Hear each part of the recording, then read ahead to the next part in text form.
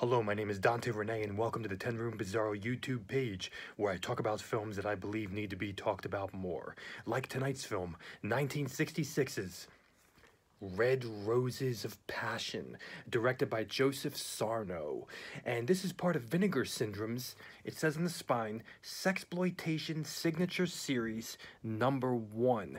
At this present moment, I believe they're up to #3 right now. With the movies Pickup, which I've already looked at on this YouTube page in the past in previous editions, and also Andy Milligan's Seeds and Vapors, which I'll be looking at in the future on this page. But this is by Joe Sarno. On the front it says, a bold story that deeply probes. And you can see this art here. And this is the back. You can get, this is a black and white film, 1966. And I've done other Joe Sarno films on this YouTube page. Some other black and white ones like Sinew Sinners. And we're entering into this film here. This is a movie that, if you're familiar with Joe Sarno, you're going to see the signature elements of this director, of this writer, in this film. Profoundly so. And Vinegar Syndrome said on the back here that it's lauded as one of Sarno's finest films.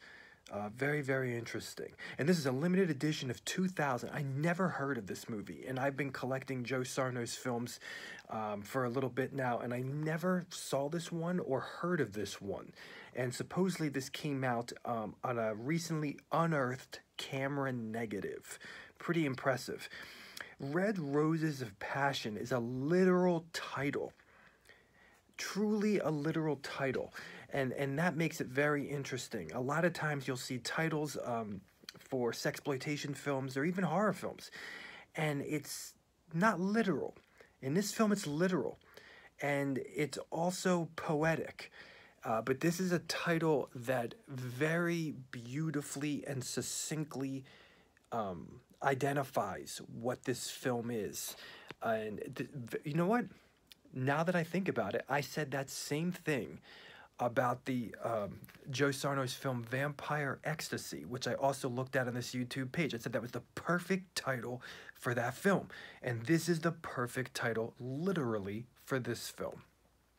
So let's enter into this film, folks. This is the story of family drama, family hatred and tension, of revenge, vengeance, addiction, the occult of sorts,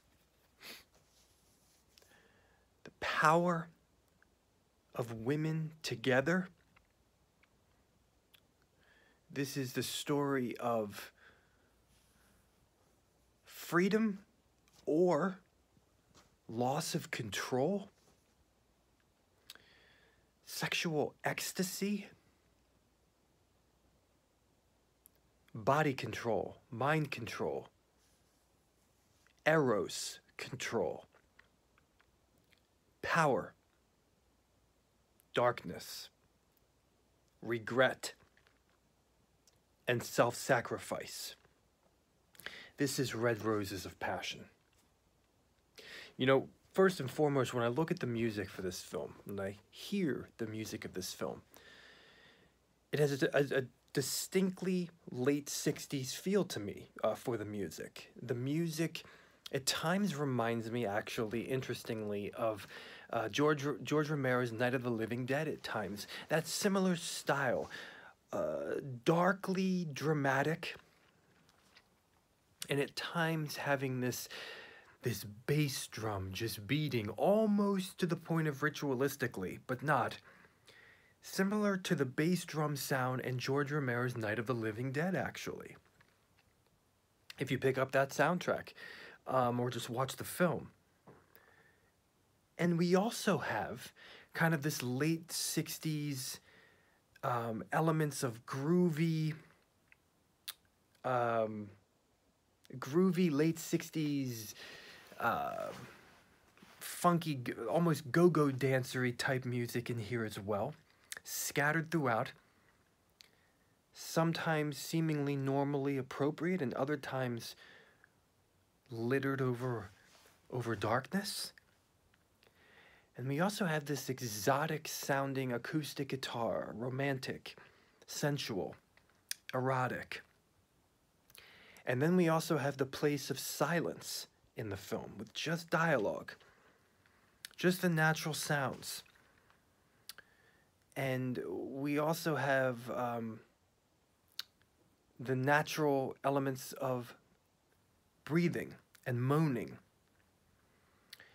And parts of the score as an orchestrated late 60s score with that dark drama, as I mentioned, also has that just an element of darkness, tinges of horror, orchestrated, stringed instruments, very, very interesting with seemingly main themes, or a main theme in the film as well, cascading throughout. You know, when I look at the cinematography and I look at the style of this movie, it's a black and white film and a beautiful usage of light in this black and white film, and shadows and characters at times only their faces can be seen and they are completely enveloped in blackness, as if they are existing in a black world. And characters coming out of the shadows, coming out of the darkness into the light. Very interesting usage of this wine bottle that's shaped like a woman's body in the foreground of the scene. The way it stays there in the foreground of the scene. Lit candles. A curtain. And eyes and hands routinely peering out of this curtain. Mystery behind the curtain. But the way that the eyes and the hands open up the curtain, it's vaginal. It's like vaginal birth. It resembles the triangle of the curtains resembles a vaginal birth of sorts. And we have these interestingly claustrophobic, tiny locations of this apartment, the kitchen where tea is served, and a bedroom, a small living room. You know, the couch is so close to the front door, and the floor in front of the couch. And then, you know, a bedroom, a small bedroom. The door is right in front of the bed, and just a little lamp on the dresser. And then this seemingly just almost timeless or worldless room of the ritual, of the women's ritual, of the women's group who serve the god Pan. And the curtain is seemingly another world there, definitely, that otherworldliness. We have tarot reading in this film. And, you know, it's interesting.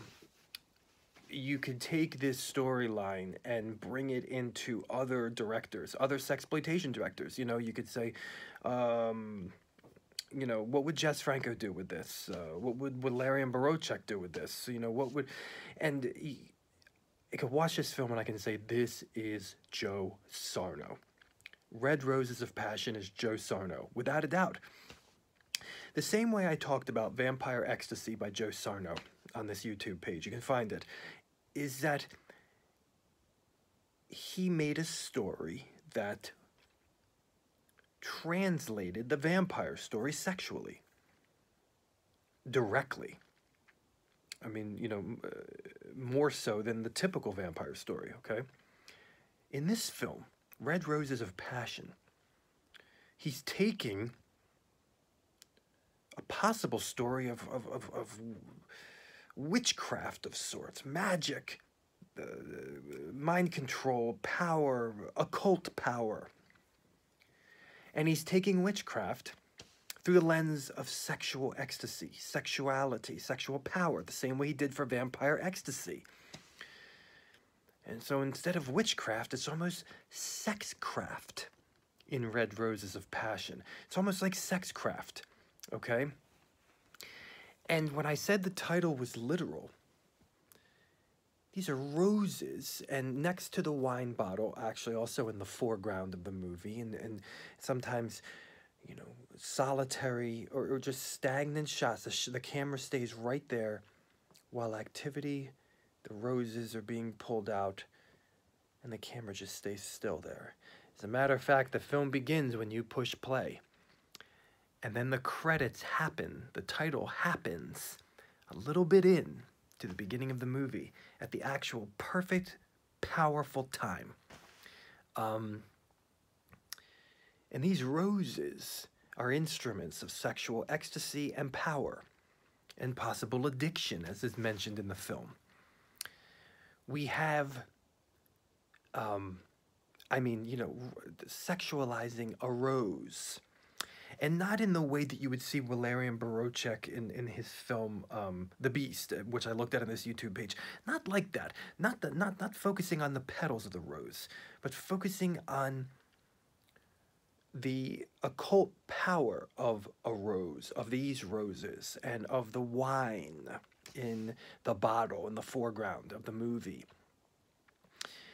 And we have themes in this film of,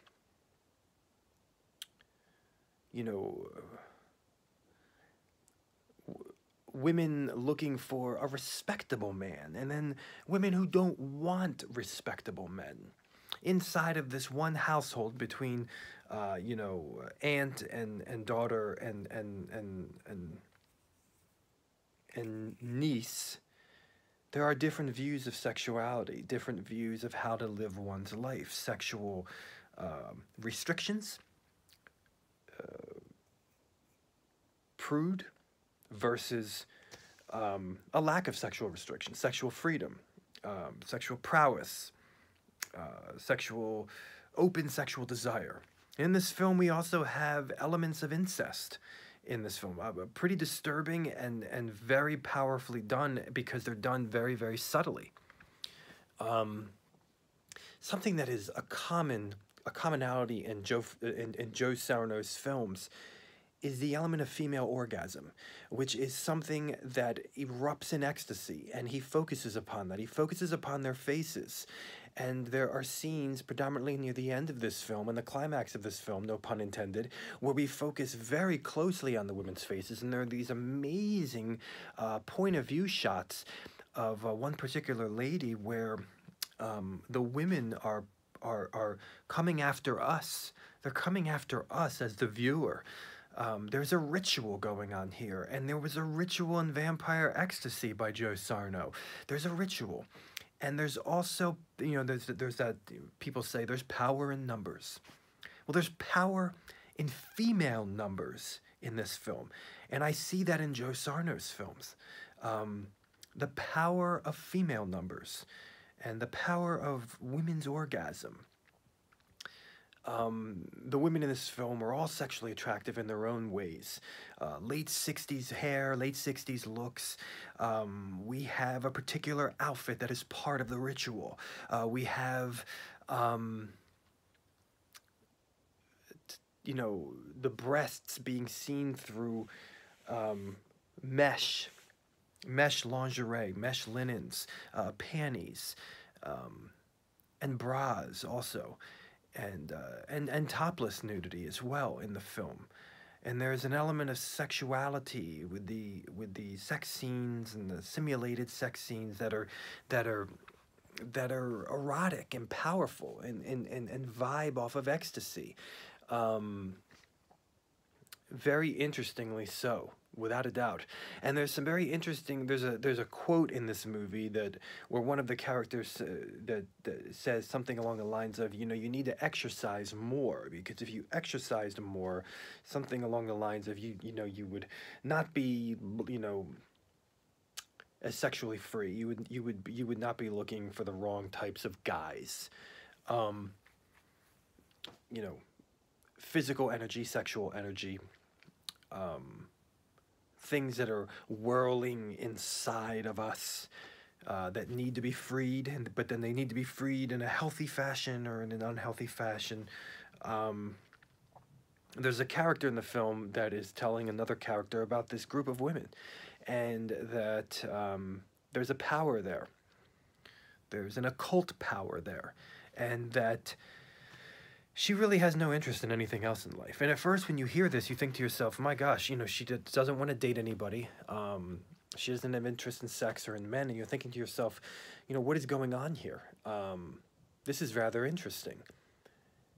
You can't really call her a prude. What's happening? And then you enter into the ritual and you realize there's power in female numbers, and there is a vibe of S&M at times that's part of the ritual, and there's a vibe of lesbianism inside of here as well, but in a different way. It's more in a way of communion, taking communion with these red roses of passion.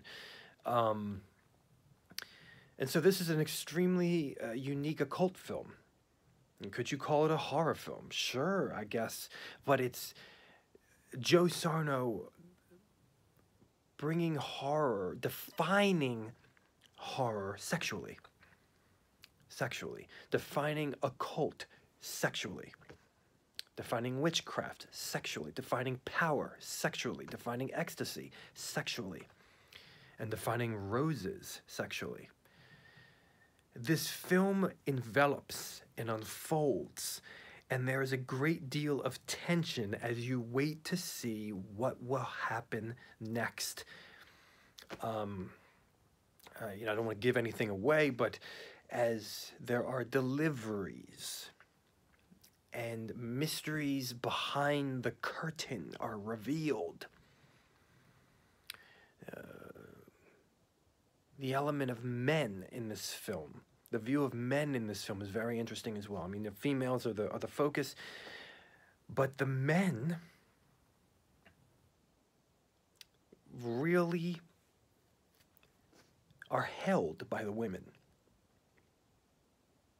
You see, the only time they might take advantage of a woman in this film is because of the power already exerted over them by the women.